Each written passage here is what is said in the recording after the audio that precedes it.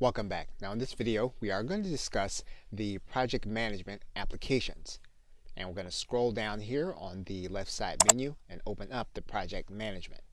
Now what you'll notice about the project management applications is that in some cases you'll have both a home and support page. And again, typically when there's a support page, that does mean that the site is supported. And the other thing that you can look for is when the last time you have an updated version inside of Fantastico.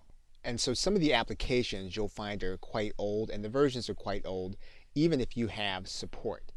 So in some cases where there is a growing community and that community knows how to work with the software, that can be helpful to you. In other cases where the software has been updated, that can be helpful to you also.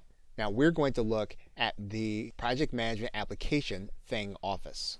Now one thing that you'll notice about Thing Office is that it has a community and has support, and it's been updated fairly recently.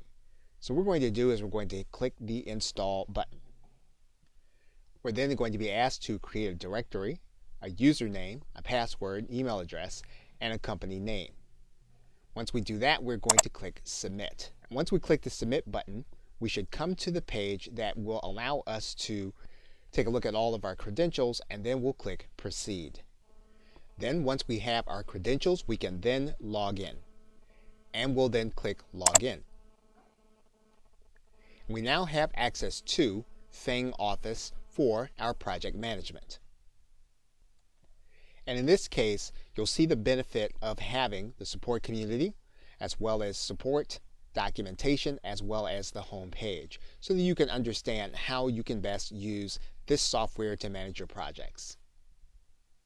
Okay, so with that, thanks, and I will see you in another video.